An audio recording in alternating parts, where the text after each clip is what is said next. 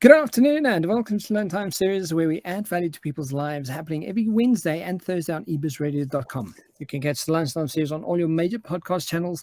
And to help us grow the channel and add more value to people's lives, please follow, like, and share today's conversation. And in our marketing and leadership segment, we are joining us as per usual.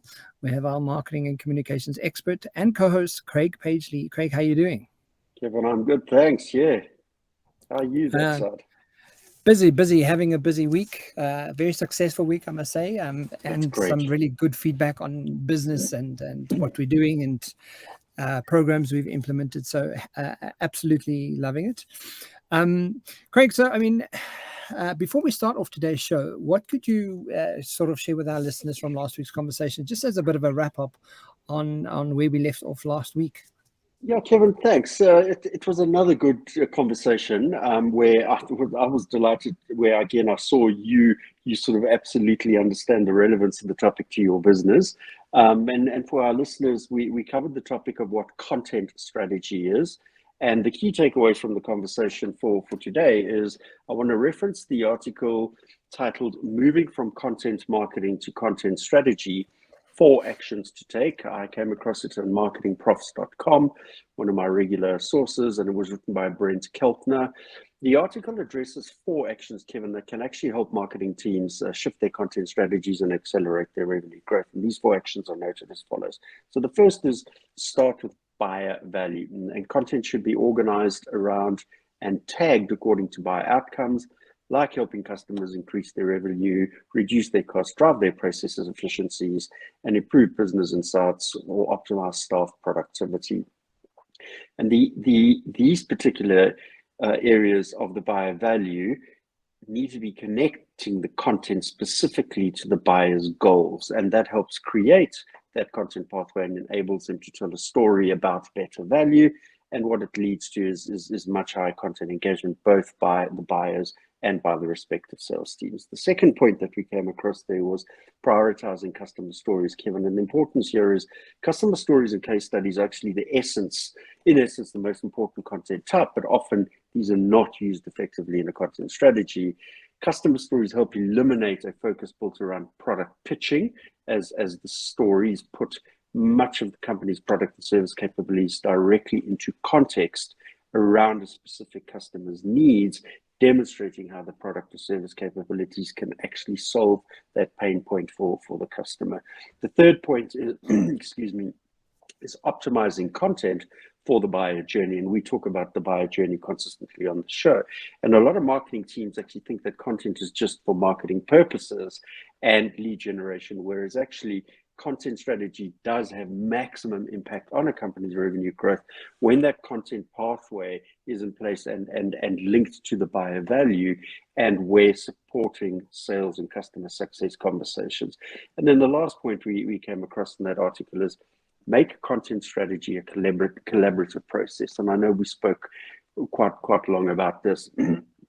Many companies actually make the mistake of developing their content strategy within the marketing department alone, whereas the sales team communicate frequently with potential customers and on a regular basis, and they therefore have a lot of insight and should be co-developing the themes and messaging with marketing teams, which obviously will lead to stronger content pathways that align to the specific buyer goals. And yeah, those are the key takeaway points from last week, Kevin. Great. You know, as luck would have it, I had a discussion with someone yesterday. I'm not going to say who, but he'll probably watch this. And when we look at the detail that we go into around marketing and strategy, and the detail that we do, how to get the best out of your business, and how to drive it really forward, and what is new and up and coming. I spoke to someone yesterday who spoke about a company that's been around for 37 years. This company's been around for 37 years, and they don't have, their marketing team doesn't know how to take the content that they're actually putting out there and market it to an ideal audience, and then take that ideal audience and say, okay, cool, that's our ideal audience. This stuff that we're creating, our content, is speaking to you about our product. Sure. They've been running for 37 years, and they're a multi-million-dollar company or multi-millionaire business company. They do really, really big business. And the argument was, the conversation was like the frustration that even at this level, for a company that's been around for so long, they still can't get the marketing strategy right. And it's I'm like, when I listen to you and I listen to stories like that, I'm going, wow, and that's true. There's so many businesses out there that are fully functioning, and they don't have a proper strategy in place. They don't have proper content collaboration in place. They don't have proper marketing material. It's profound how, like when you are in the business of speaking to other business owners, they just but yet they function as businesses. That's unreal. And you know what, Kevin, that's such a good point you make, because without some of these layers in place, businesses can still operate. If they've got a desirable product, if they've got a niche market, if they're leading from the front, it's inevitable they're going to be successful. But to ensure continuum and sustainability of growth and success, you need to start adapting and adopting the new technologies out there, because there will be a finite point one day where they lose relevance, because the competitors who now have always been the laggards and are utilizing the technologies actually become the leaders in that particular point. But my question is, Craig, if you've been doing it for 37 years and you don't even have any of this in place, can you imagine if you did have this in place, how much your business would turn over? Yeah. Well, let's get chatting to them. We should, guys, we can help you. Let's help you. But I mean, on that note, what are we sharing with today's, with our listeners for today? Because I see it's going to be another interesting one of those conversations.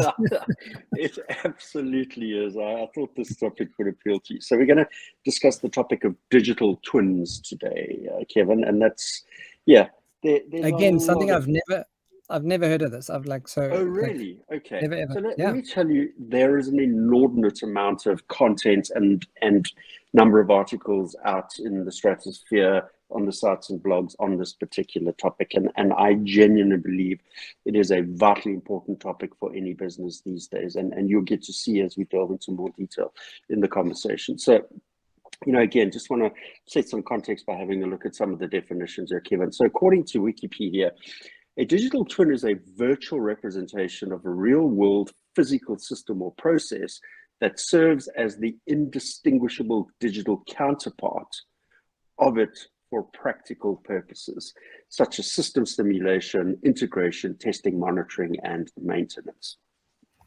According to Gartner.com, a digital twin is a digital representation of a real-world entity or system. The implementation of a digital twin is encapsulated software object or model that mirrors a unique physical object, process, organization, person, or other abstraction. Data from multiple digital twins can then be aggregated for a composite view across a number of real-world entities, such as a power plant or a city or related processes. And then as big as a city, it applies. And quoting from an article that I came across on Forbes.com, great article, titled "The Best Examples of Digital Twins Everyone Should Know About," read the following. Digital twin is an exciting concept and undoubtedly one of the hottest tech trends right now. It fuses ideas including artificial intelligence, the Internet of Things, metaverse, and virtual and augmented reality to create digital models of real-world objects, systems, or processes. These models can then be used to tweak and adjust viability to study the effect of whatever's been twinned at a fraction of the cost of actually carrying out experimentation in the real world. And those are the definitions, just to set some context on the topic, Kevin. Craig, that's incredibly fascinating. I've never heard of this before. This is like news to me. But I mean, in simple terms, how does a digital twin work then?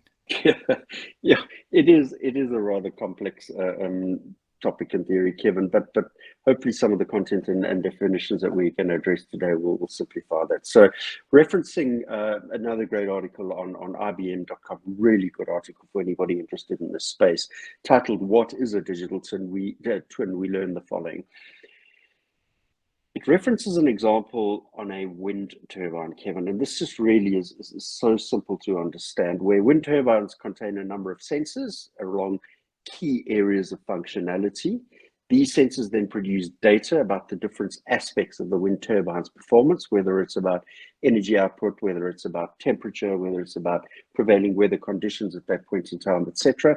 The data is then relayed to the processing system and then applied to a so-called digital copy of that particular model. And then the virtual model uses those data inputs to run simulations, study the performance issues, and then generate possible improvements, all of one single goal, that of generating valuable insights, which can then be applied back into the original physical object, Kevin. And, you know, as an example, it's probably about as simple as one can get. So just to understand, so you could possibly use that data to then replicate what potentially could happen in the future, and tweak and change and fix and better your product or your service or whatever. Correct. And by utilizing the digital model, one could apply different variables to that model in a digital world where you can see how performance is improved if you change the gyration of the model of the actual wind turbine in a particular wind set, if you angle it slightly differently for a prevailing wind on a coastal condition, if you see what happens when temperatures fluctuate, you know, do you turn it on, do you turn it off, do you angle it? Because the wind turbines can angle the actual face of the blade as well. They can be locked in a position, they can actually be locked off as well. So getting to understand all of those prevailing conditions through the computer generation allows you to monitor and manage the performance of the real one. And then you can get to understand where there are other similar environments where you can try and replicate this model in the real world. Craig, and not to be cheeky here, but do you think F&B did a digital twin on the whole brand new look and feel of the F&B app? Because I mean, it's been in the news that they got such backlash from you know, customer service, and why have they gone down this road? Because they could have done it, right? That's very interesting. So I haven't seen any of the negative commentary yet. I've just been too bloody busy, to tell the truth, to actually go check it out. But being an F&B customer, I've clearly noted a difference in a visual style. Absolutely, the functionality, in essence, is the same for me in terms of my mobile app banking. But their messaging and the visual look and feel and things like that has changed. And there's some really interesting, very e-com related kind of stuff which I'm quite liking. I haven't engage with it enough to find out where the flaws are, and believe me, when I do, I'll let them know. Fantastic. but that also, Kevin, the article notes one really important point, that although simulations and digital twins both utilize the digital models to replicate the system's process, a digital twin is actually a virtual environment, which makes it much more valuable for interrogating, scrutineering, and actually testing the limits of the product. Because, you know, in that digital environment, you can really dial it up to the point where you determine what the failure is, and you can then set the limits of performance in the real world to ensure that you never meet the failure point, in essence. So again, the difference between the digital twin and simulation is primarily around scale of application. And to quote the article, it says, while simulation typically studies one particular process, a digital twin can itself run a number of useful simulations in order to study multiple processes. So you can have various models running, applying different parameters to understand different performance metrics at any one point in time. But we also learn that the simulations usually don't benefit from having real-time data, whereas in a digital twin environment specifically designed around a two-way flow of information that first occurs when the sensors on the objects send that relevant data to the system processor, and then again when the insights are actually determined and analyzed and understood, the processor, they reintegrate it back into the original model. So you're getting this two-way flow, and you're getting the adaptation and moderation of the performance in real time. And the key point here, Kevin, though, is that the data is constantly updated and applied across a wide range of areas, allowing the digital twins to actually analyze more issues from more vantage points than standard simulation could actually determine, Kevin. So, Craig, so now that we know a bit more about the digital twins and how they work, can you tell us what types of digital twins exist?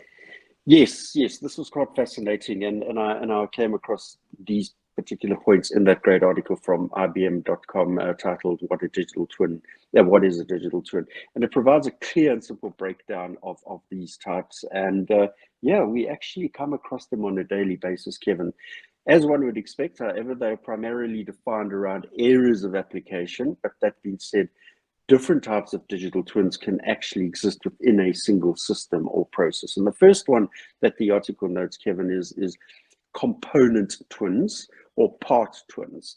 And this is probably the simplest way of really getting into understanding the nature of digital twins. So component twins are the most simple application of a digital twin. For instance, a functioning component, and here's where the twin parts are in essence the same thing, but they relate to different components of slightly less importance. And what happens there is, whilst less important, the output allows you in the simplest form to actually allow the next component to perform better. Asset twins, now as a collective instead of singular components, is when two or more of the components actually work together, Kevin, and they then form what is known as an asset. And these asset twins then allow you to study the interactions between those singular components that create that asset set, which in turn provides much richer data that can then be processed and turned into actual insights for performance improvements around that collective of components vis-a-vis the asset. Then you get systems or unit twins, which are, they allow you to see how the different assets now come together to form an entire functioning system with specific focus on the integration, providing actionable insights for performance improvement. So as you can see, you can move from the singular to pairing to now collective of pairing, and then finally you get process twins where they are defined at a macro level of magnification, revealing how the systems, and now it's a system conversation, how the systems actually work together to create that entire production facility. And key to understand here, Kevin, is if the systems are all synchronized to operate at peak performance, the entire product facility then operates at peak performance. And key focus is to understand the systems are all synchronized, and if not, you'll get to understand where the delays in system will affect one another, and then the process twins can then actually establish the exact timing schedules that ultimately ensure that the alignment is in place so that the entire system operates at peak performance and effectiveness. So, Craig, so moving on from the types of digital twins that exist, do you have real life examples of the digital twin projects in action? Yeah, Kevin, yes, there's a wonderful list of real life examples, and I think I just pulled 3 or 4 from the various articles, but the first one really, is a very contentious one, and it's definitely worth starting with. These articles, at least these examples, come from the article "The Best Examples of Digital Twins Everyone Should Know About," written by Bernard Marr and published on Forbes.com as recently as 20 June this year. And we learn about these few real life examples. The EU-funded NeuroTwin project aims to simulate specific human brains in order to build models that can actually predict the best treatment for conditions of diseases like Alzheimer's and epilepsy. And in reality, Kevin, clinical trials are actually going to start in 2023 utilizing this particular model. The Los Angeles Department of Transportation has also partnered with the Open Mobility Foundation to create a data-driven, take note, twin of the city's entire transport infrastructure. And this project will then model the movement and activity of micro-mobility solutions within the city, like the network of shared use bicycles and e-scooters. And after that, it'll actually be expanded to cover ride-sharing services, carpools, and new mobility solutions like autonomous taxis over time. So you can get to clearly understand the net benefit from a planet sustainability output as well.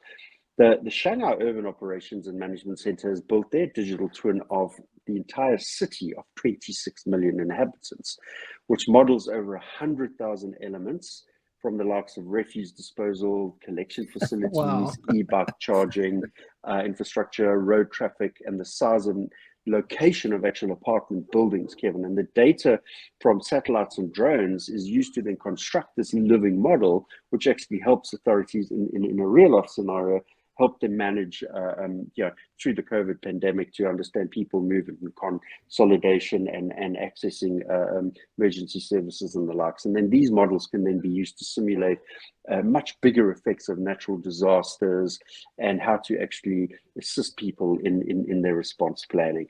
And then, one that fascinates me is that Tesla actually creates a digital simulation of every single one of its cars using data collected from sensors on the actual vehicles and uploaded to the cloud. This then allows the company's AI algorithms to actually determine where the faults and prospective breakdowns are most likely to occur, and then minimize the need for owners to take their cars to servicing stations for repairs and maintenance. And this inevitably reduces the cost of the company servicing cars and helps warranty improvement and user experience improvement, leading to much more satisfied customers and obviously a higher chance of winning repeat business. And they can literally control your car by dashboard. So now that leaves me thinking, so there must be a digital twin for human behavior somewhere, and I just need to find it. There must be someone that's done something around human behavior, because that would be really interesting to see, with certain aspects of behavior. Once you've done certain kinds of, you've run people through certain types of training, and what aspects should sort of be followed from that. And that's if you where could, AI really comes to the fore, Kevin. With the models of learning there applied into the digital world, is really getting the prescriptive AI coming to the fore. Yeah, completely fascinates me. So as we close the show today, what can you share with the listeners as key takeaways around digital twins, Craig?